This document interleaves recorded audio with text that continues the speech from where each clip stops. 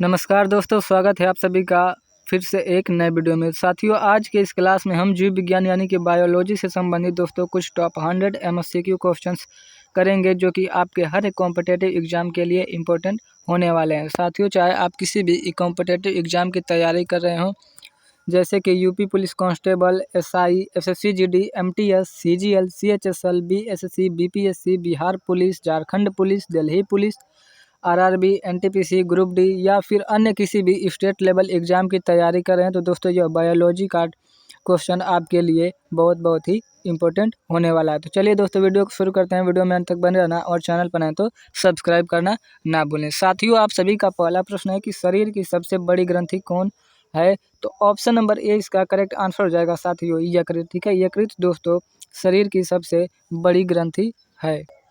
अगला प्रश्न है दोस्तों कि मनुष्यों में मादा जनन अंग से किस हार्मोन का स्राव होता है? तो ऑप्शन नंबर सी इसका करेक्ट आंसर हो जाएगा साथियों, रिलैक्सिन। ठीक है, मनुष्य में मादा जनन अंग से रिलैक्सिन हार्मोन का स्राव होता है। ठीक है, अगला प्रश्न है दोस्तों कि मनुष्य में ऐच्छिक गतियों का नियंत्रण किसके द्वारा होता है? तो ऑप्शन नंबर सी इसका करेक्ट आंसर हो जाएगा दोस्तों, सेरिब्रम के द्वारा। ठीक है, मनुष्य में ऐच्छिक गतियों का नियंत्रण होता है। ठीक है, अगला प्रश्न है दोस्तों कि जीव विज्ञान के जनक के नाम से जाने जाते हैं? तो ऑप्शन नंबर सी इसका करेक्ट आंसर हो जाएगा दोस्तों, अरस्तु। ठीक है, जीव विज्ञान के जनक के रूप में कौन जाने जाते हैं? तो अरस्तु जाने जाते हैं। ठीक है, अगला प्रश्न है दोस्तों कि शरीर का ताप नियंत्रक कहाँ नियंत्रित शरीर का तापक्रम कहाँ नियंत्रित होता है? तो ऑप्शन नंबर बी इसका करेक्ट आंसर हो जाएगा साथियों, हाइपोथैलेमस में। ठीक है, हाइपोथैलेमस में। अगला प्रश्न है दोस्तों कि अमीबा में भोजन का अंतर्ग्रहण किसके द्वारा होता है? तो ऑप्शन नंबर ए इसका करेक्ट आंसर हो जाएगा साथियों, कूटपाद। ठीक है, अमीबा में भोजन का अंतर्ग्रहण किसके द्वारा होता है? तो कूटपाद के द्वारा होता है। ठीक है,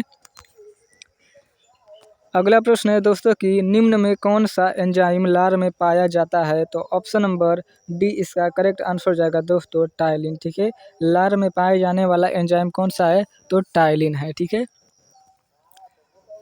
अगला प्रश्न है दोस्तों आप सभी का कि वह प्रक्रिया जिसके द्वारा मनुष्य श्वास ग्रहण करता है तथा छोड़ता है, वह प्रक्रिया कौन सी है? तो उस प्रक्रिया को दोस्तों श्वासोच्छ्वास कहते हैं। ठीक है, ऑप्शन नंबर बी इसका करेक्ट आंसर हो जाएगा। ठीक है, सांस लेने और छोड़ने की प्रक्रिया को दोस्तों श्वासोच्छ्वास कहते हैं।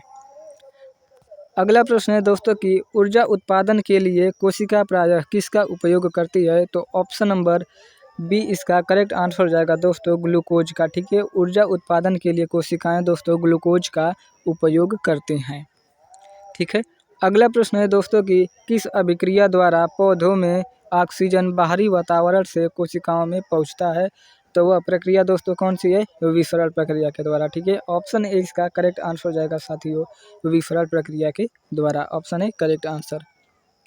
साथियों, वीडियो अच्छी लगी तो आपको प्लीज़ वीडियो को लाइक कर देना और चैनल को सब्सक्राइब कर लेना और वीडियो को अपने दोस्तों के साथ ज़रूर शेयर करना। ठीक है, अगला प्रश्न है दोस्तों कि श्वसन की अभिक्रिया में खाद्य पदार्थों की परिणति क्या होती है? तो ऑप्शन नंबर डी इसका करेक्ट आंसर हो जाएगा दोस्तों, विघटन। ठीक है, अगला प्रश्न है साथियों कि खाद्य पदार्थों का पौधों में स्थानांतरण का मुख्य रूप कौन सा है? तो ऑप्शन नंबर डी इसका करेक्ट आंसर हो जाएगा साथियों, सुक्रोज। ठीक है, खाद्य पदार्थों का पौधों में स्थानांतरण का मुख्य रूप सुक्रोज है। ठीक है,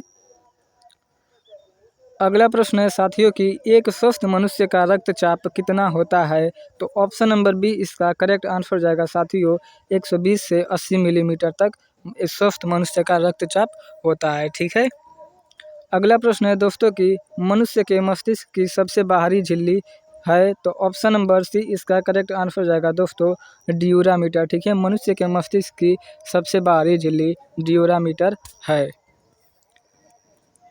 अगला प्रश्न है दोस्तों कि मनुष्य के सूंघने की क्षमता को नियंत्रित करता है? तो ऑप्शन नंबर सी इसका करेक्ट आंसर हो जाएगा दोस्तों, घ्राणेंद्रिय पाली। ठीक है, मनुष्य के सूंघने की क्षमता को कौन नियंत्रित करता है?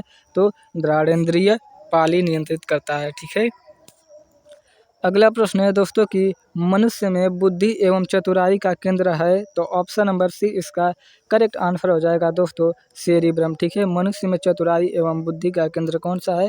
तो सेरिब्रम है। ठीक है, अगला प्रश्न है दोस्तों कि हार्मोन शब्द का नामकरण किसने किया था? तो ऑप्शन नंबर सी इसका करेक्ट आंसर हो जाएगा साथियों। बेलिस एवं स्टारलिंग ने किया था। ठीक है, हार्मोन शब्द का नामकरण किसने किया था? सबसे पहले तो बेलिस एवं स्टारलिंग ने किया था। ऑप्शन सी करेक्ट आंसर हो जाएगा। अगला प्रश्न है दोस्तों कि पृथक्करण का नियम किसने दिया था? तो option number A correct answer हो जाएगा दोस्तों, मेंडल ने दिया था। ठीक है, पृथक्करण का नियम किसने दिया था? तो ऑप्शन नंबर ए इसका करेक्ट आंसर हो जाएगा, मेंडल ने दिया था। ठीक है, पृथक्करण का नियम। अगला प्रश्न है साथियों कि जीव विज्ञान शब्द का प्रयोग सर्वप्रथम किसने किया? तो ऑप्शन नंबर ए इसका करेक्ट आंसर हो जाएगा साथियों, लामार्क तथा ट्रेविरेनस ने किया था। ठीक है, जीव विज्ञान का सर्वप्रथम प्रयोग। ठीक है, जीव विज्ञान शब्द का सर्वप्रथम प्रयोग किसने किया था? लैमार्क तथा ट्रेविरेनस ने किया था। जीव विज्ञान के पिता कौन कहे जाते हैं? तो अरस्तु कहे जाते हैं। ठीक है, अरस्तु जीव विज्ञान के पिता कहे जाते हैं। अगला प्रश्न है दोस्तों कि जीव विज्ञान के जनक के नाम से कौन जाने जाते हैं? तो अभी बताएं साथियों, अरस्तु को जीव विज्ञान के पिता के नाम से जाना जाता है। ठीक है, अगला प्रश्न है दोस्तों कि वनस्पति विज्ञान के जनक के नाम से जाने जाते हैं। तो ऑप्शन नंबर ए इसका करेक्ट आंसर हो जाएगा दोस्तों, थियोफ्रेस्टस। ठीक है, थियोफ्रेस्टस को दोस्तों वनस्पति विज्ञान के नाम के जनक के नाम से भी जाना जाता है। अगला प्रश्न है साथियों कि बॉटनी शब्द की उत्पत्ति किस भाषा के शब्द से हुई है? तो ऑप्शन नंबर सी इसका करेक्ट आंसर हो जाएगा दोस्तों, बॉटनी शब्द की उत्पत्ति ग्रीक भाषा से हुई है। अगला प्रश्न है दोस्तों कि फाइकोलॉजी में किसका अध्ययन किया जाता है? तो ऑप्शन नंबर बी इसका करेक्ट आंसर हो जाएगा फ्रेंड्स, शैवाल का। ठीक है, फाइकोलॉजी में किसका अध्ययन किया जाता है? तो शैवालों का अध्ययन किया जाता है। ठीक है, option number B correct answer हो जाएगा। ठीक है, अगला प्रश्न है साथियों कि पर्यावरण का अध्ययन जीव विज्ञान की किस शाखा के अंतर्गत किया जाता है? तो ऑप्शन नंबर डी इसका करेक्ट आंसर हो जाएगा दोस्तों, पारिस्थितिकी। ठीक है, पारिस्थितिकी के अंतर्गत दोस्तों पर्यावरण का अध्ययन किया जाता है। ठीक है, अगला प्रश्न है दोस्तों कि डेंड्रोलॉजी का संबंध है? तो ऑप्शन नंबर डी इसका करेक्ट आंसर हो जाएगा दोस्तों, डेंड्रोलॉजी का संबंध झाड़ियों के अध्ययन से है। ठीक है, झाड़ियों का अध्ययन फ्रेंड्स डेंड्रोलॉजी कहलाता है। अगला प्रश्न है दोस्तों कि पुष्पों का अध्ययन क्या कहलाता है? तो पुष्पों का अध्ययन फ्रेंड्स एंथोलॉजी कहलाता है। ऑप्शन नंबर बी इसका करेक्ट आंसर हो जाएगा दोस्तों, एंथोलॉजी। ठीक है, पुष्पों का अध्ययन क्या कहलाता है? एंथोलॉजी। अगला प्रश्न है साथियों कि वनस्पति संवर्धन से संबंधित विज्ञान की शाखा को कहते हैं? तो ऑप्शन नंबर बी इसका करेक्ट आंसर हो जाएगा साथियों, हार्टिकल्चर। ठीक है, वनस्पति संवर्धन से संबंधित विज्ञान की शाखा को हार्टिकल्चर कहते हैं। ठीक है,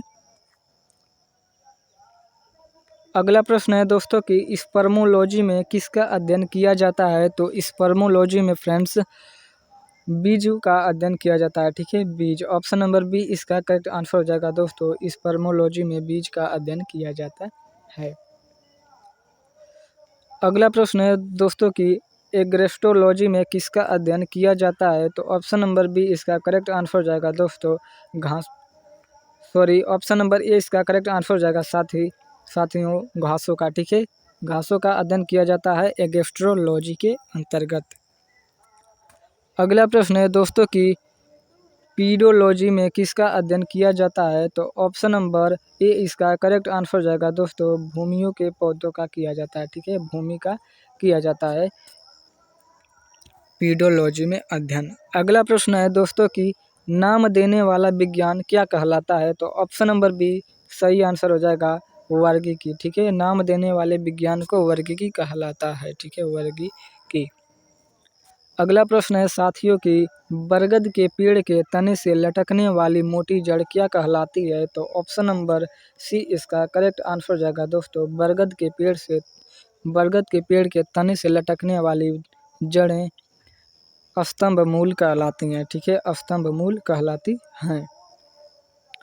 अगला प्रश्न है दोस्तों कि पेड़ में निम्नलिखित में से कौन सा हमेशा रहता है? तो ऑप्शन नंबर बी इसका करेक्ट आंसर हो जाएगा दोस्तों, पेड़ों में हमेशा जड़ रहता है। ठीक है, बिना जड़ के कोई पेड़ होते ही नहीं है। अगले प्रश्न है दोस्तों कि पीली क्रांति का संबंध किससे है?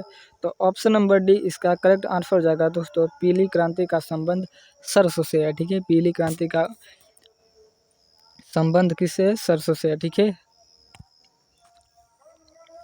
अगला प्रश्न है दोस्तों कि ऊतकों का अध्ययन क्या कहलाता है। तो ऊतकों का अध्ययन फ्रेंड्स साइटोलॉजी कहलाता है। ठीक है, सॉरी, ऑप्शन नंबर बी इसका करेक्ट आंसर हो जाएगा दोस्तों। ऊतकों का अध्ययन हिस्टोलॉजी कहलाता है। ठीक है, अगर पूछ देता है दोस्तों कि कोशिकाओं का अध्ययन क्या कहलाता है, तो कोशिकाओं का अध्ययन फ्रेंड्स साइटोलॉजी कहलाता है। ठीक है, तब ऑप्शन है इसका करेक्ट आंसर आ जाए। कोशिकाओं का अध्ययन साइटोलॉजी और ऊतकों का अध्ययन हिस्टोलॉजी। ठीक है, हिस्टोलॉजी। और एरोलॉजी दोस्तों वायुमंडल की परतों का अध्ययन एरोलॉजी कहलाता है। ठीक है, अगला प्रश्न है साथियों की निम्नलिखित में कौन एक जड़ में पाए जाने वाला ऊतक है। तो ऑप्शन नंबर सी इसका करेक्ट आंसर हो जाएगा दोस्तों, पार्श्व ऊतक। ठीक है, पार्श्व बज्योतकी दोस्तों जड़ में पाए जाने वाला ऊतक है। अगला प्रश्न है दोस्तों कि आलू भूमिगत रूपांतरित तना होता है जिसे कहा जाता है। तो ऑप्शन नंबर डी इसका करेक्ट आंसर हो जाएगा, कंद कहा जाता है। ठीक है, कंद। अगला प्रश्न है साथियों कि निम्नलिखित में कौन सा विटामिन जल में घुलनशील है। तो ऑप्शन नंबर डी इसका करेक्ट आंसर हो जाएगा दोस्तों, जल में घुलनशील विटामिन विटामिन सी है। ठीक है, विटामिन सी दोस्तों जल में घुलनशील विटामिन है। दोस्तों इसकी एक ट्रिक भी होती है कि जल में घुलनशील विटामिन कौन कौन सी होती है और वसा में घुलनशील विटामिन कौन कौन सी होती हैं। तो वसा में घुलनशील विटामिन दोस्तों उसकी ट्रिक होती है वसा वाले की, वसा में घुलनशील विटामिन की ट्रिक होती है कीड़ा। ठीक है, KEDA। ठीक है, कीड़ा लिख दिए। अब के से हो गया दोस्तों विटामिन के, और ई से हो गया दोस्तों विटामिन ई, और डी से हो गया दोस्तों विटामिन डी, और ए से हो गया विटामिन ए। यह सभी दोस्तों KEDA विटामिन के, vitamin E, vitamin D, vitamin A, ये सभी दोस्तों वसा में घुलनशील विटामिन है। और जो विटामिन बची हैं वो सभी जल में घुलनशील विटामिन है। कौन कौन विटामिन बची हैं, तो विटामिन बी और सी बची हैं। तो ये सभी क्या हैं, जल में घुलनशील विटामिन है। ठीक है, ट्रिक अच्छी लगी तो दोस्तों प्लीज़ लाइक कर देना वीडियो को। अगला प्रश्न है दोस्तों कि संसार का सबसे बड़ा पुष्प किसके द्वारा उत्पन्न होता है। तो संसार का सबसे बड़ा पुष्प फ्रेंड्स ऑप्शन बी इसका करेक्ट आंसर हो जाएगा, राइफ्लिसिया द्वारा उत्पन्न होता है। ठीक है, संसार का सबसे बड़ा पुष्प राइफ्लिसिया के द्वारा उत्पन्न होता है। लास्ट क्वेश्चन है फ्रेंड्स आप सभी का कि संसार का सबसे छोटा पुष्प कौन सा है। तो ऑप्शन नंबर बी इसका करेक्ट आंसर हो जाएगा दोस्तों, वुल्फिया। ठीक है, ऑप्शन बी इसका करेक्ट आंसर हो जाएगा दोस्तों, वुल्फिया। ठीक है, संसार का सबसे छोटा पुष्प कौन है, वुल्फिया। मिलते हैं अगले वीडियो में दोस्तों, तब तक के लिए जय हिंद, वंदे मातरम।